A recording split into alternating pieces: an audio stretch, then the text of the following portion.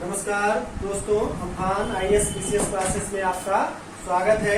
आज हम लोग हिंदी का एक महत्वपूर्ण टॉपिक जिसके बारे में हम लोग पढ़ेंगे वो है वाक्य। हम लोग सामान्य दृष्टि से देखते हैं तो वाक्य किसे कहते हैं, ऐसी परीक्षाओं में पूछा जाता है वाक्य के भेद क्या होते हैं, कितने प्रकार के वाक्य के भेद होते हैं, तो उसको हम लोग सामान्य दृष्टि से पढ़ेंगे जो विभिन्न परीक्षाओं में, प्रतियोगी परीक्षाओं में पूछा जाता है। तो वाक्य सामान्य रूप से वाक्य लिखा गया है। वाक्य किसे कहते हैं?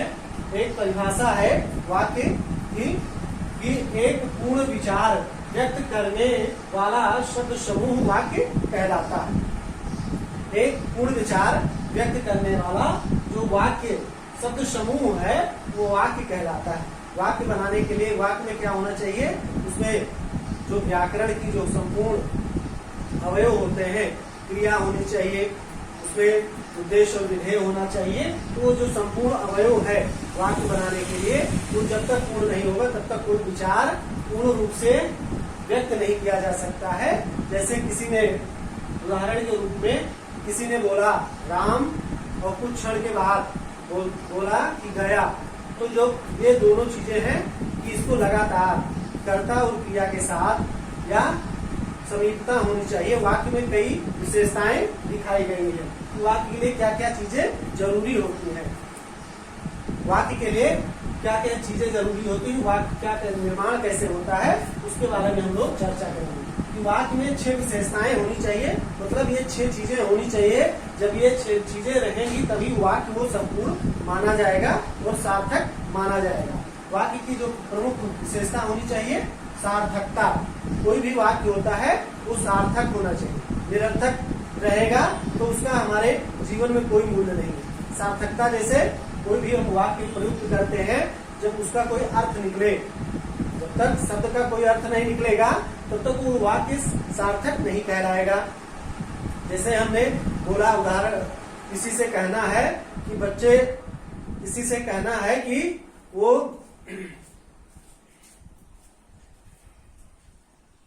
किसी से कहना है कि बच्चे बाजार जा रहे हैं। अब इसको हम पूर्ण रूप से नहीं कहेंगे तब तक वो क्या हो जाएगा? सार्थक नहीं कहा जाएगा। बाजार जा रहे हैं, क्या लाने जा रहे हैं? फल लाने जा रहे हैं, किताब लेने जा रहे हैं। तो वो सार्थकता होनी चाहिए। कोई भी वाक्य तभी सार्थक होगा, जब तक उसमें सार्थकता नहीं होगी वो वाक्य पूर्ण रूप से नहीं कहलाएगा। दूसरा होता है क्रम। दूसरा जो वाक्य की विशेषता है वो क्या है? क्रम होना चाहिए। क्रम मतलब होता है अन्वय। कोई भी शब्द लिखा जाता है यदि उसका अन्वय नहीं किया जाएगा सही से, जैसे सीता खाना खाती है, सीता खाना खाती है उल्टा लिख दे खाना खाती है सीता, तो उसका कोई क्रम नहीं होगा। क्रम नहीं होने से क्या होगा? वो वाक्य शुद्ध नहीं माना जाएगा, वाक्य पूर्ण नहीं माना जाएगा। तो उसके लिए क्या होना चाहिए? क्रम होना चाहिए, वाक्य क्रम युक्त होना चाहिए। तीसरी जो विशेषता है वो योग्यता होनी चाहिए। वाक्य बनाने के लिए वो क्या होना चाहिए? उसके अंदर योग्यता होनी चाहिए, क्योंकि वाक्य में क्या होता है? एक कर्ता होता है, एक क्रिया होता है और एक विधेय। उद्देश्य और विधेय को ही कहते हैं, उद्देश्य और विधेय को कर्ता और कर्म कहते हैं, और उसके अंदर क्रिया होनी चाहिए। ये तीनों चीजें जब तक अन्वय के द्वारा योग्यता नहीं होगी तब तक वो वाक्य पूर्ण नहीं माना जाएगा। तो सार्थकता होनी चाहिए, क्रम होना चाहिए, योग्यता होनी चाहिए। और चौथा विशेषता है आकांक्षा। आकांक्षा मतलब होता है जानने की इच्छा। कोई भी वाक्य है, जैसे हम किसी से बोलते हैं कि राम पानी लाओ या मोहन पानी लाओ। अब हम किसी से कहें मोहन और उसके बाद कुछ क्षण के लिए हम रुक जाएं तो वो तो देखता रहेगा। दूसरा जो व्यक्ति है जिससे हम कहेंगे मोहन, वो देखता रहेगा, उसके अंदर आकांक्षा होगी इसके बाद क्या कहेंगे। तो इसके बाद वो क्या कहेंगे? पानी लाओ। वो आकांक्षा होनी चाहिए। एक शब्द सुनते ही हमारे मन में दूसरा, उसके आगे की जो बातें हैं उसको जानने की इच्छा हमारे अंदर प्रबल होनी चाहिए। तो उसे क्या कहते हैं? आकांक्षा कहते हैं। तीसरा है समीपता। वाक्य लिखना है तो उसको पास पास लिखना पड़ता है, समीप समीप लिखना है। नहीं तो एक अक्षर यहाँ लिखोगे राम, दूसरा अक्षर यहाँ लिखोगे, तीसरा वहाँ दूसरे स्थान पर, तो समीपता नहीं होगी तो उसका अर्थ प्रकट नहीं होगा, वो वाक्य संपूर्ण नहीं माना जाएगा। तो समीपता होनी चाहिए, मतलब वो वाक्य सरल ढंग से लिखा गया हो, समीप मतलब पास पास में लिखा गया। तीसरा होता है अन्वय। अन्वय मतलब होता है सही तरीके से वाक्य को स्थापित करना, वाक्य के जो शब्द है उसको स्थापित करना, उसको कहते हैं अन्वय। तो ये 6 विशेषताएं वाक्य की होनी चाहिए, तभी एक संपूर्ण वाक्य का निर्माण होता है। तो वाक्य की परिभाषा जहाँ पर एक पूर्ण विचार व्यक्त किया जाए तो करने वाला जो शब्द समूह होता है वो वाक्य कहलाता है। ये सामान्य चीजें हो गई। वाक्य के बारे में कहते हैं कि जब वाक्य में क्या हो जाता है, व्याकरण की सारी विशेषताएं एक रूप से निश्चित हो जाती हैं, तो वाक्य वो संपूर्ण वाक्य के रूप में निर्मित हो जाता है। अब वाक्य का वर्गीकरण भी किया गया है। वाक्य का वर्गीकरण 2 भागों में किया गया है। पहला भाग है रचना के आधार पर वाक्य का वर्गीकरण है, दूसरा है अर्थ के आधार पर वाक्य का वर्गीकरण। तो रचना के आधार पर वाक्य के 3 भेद होते हैं। तीनों वाक्य के भेद बताए गए हैं। पहला है साधारण वाक्य है, दूसरा है संयुक्त वाक्य है, तीसरा है मिश्र वाक्य। और अर्थ के आधार पर वाक्य के 8 प्रकार के भेद बताए गए हैं। आज हम लोग सिर्फ चर्चा करेंगे रचना के आधार पर वाक्य के 3 भेद होते हैं। पहला है साधारण वाक्य।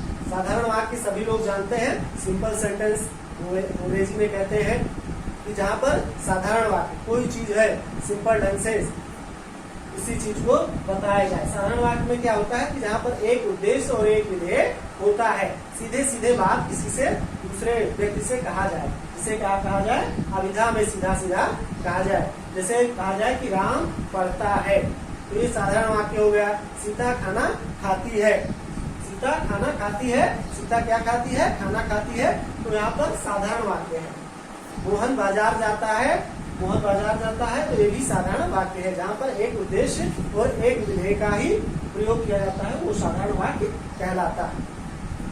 दूसरा है संयुक्त वाक्य। संयुक्त वाक्य में क्या होता है, संयुक्त मतलब होता है कॉम्प्लेक्स। संयुक्त मतलब होता है कॉम्प्लेक्स, जहाँ पर जोड़ हो। संयुक्त मतलब 2 होता है। तो जहाँ पर एक वाक्य हो या 2 वाक्य, जहाँ पर एक वाक्य हो या एक उपवाक्य है, 2 वाक्य हैं, 2 या 2 से अधिक उपवाक्य हैं और आपस में क्या हो, जुड़े हुए हो। संयोजक मतलब होता है जुड़ना, अव्यय द्वारा जो जुड़े हुए हैं, तो उन्हें क्या कहते हैं, संयुक्त वाक्य होते हैं। इसको पहचानने के लिए इसमें प्रयोग किया जाता है और तथा ये सब चीजों का प्रयोग किया जाता है। इसको पहचानने के लिए और तथा जहाँ लगा हुआ हो तो उसको हम क्या कहेंगे, संयुक्त वाक्य कहेंगे। उदाहरण के रूप में क्या कहा जाएगा कि राम पुस्तक पढ़ता है और श्याम गाना गाता है। और लगा दिए ना, और लगाने से क्या हो गया कि ये जो कॉम्प्लेक्स है दोनों जुड़ गए। दोनों वाक्य जुड़ जाने से क्या हो जाता है, संयुक्त वाक्य होता है। राम पुस्तक पढ़ता है और श्याम गाना गाता है। राधा खाना खाती है और गीता खेलती है। तो इस तरीके से और तथा राम और श्याम गाना गाते हैं। जहाँ पर और शब्द का या तथा शब्द का प्रयोग किया जाता है तो वहाँ पर क्या हो जाता है, संयुक्त वाक्य कहलाता है। संयुक्त मतलब जोड़, जहाँ पर 2 वाक्यों का 2 से अधिक वाक्यों का जोड़ हो, मेल हो, वहाँ पर संयुक्त वाक्य होता है।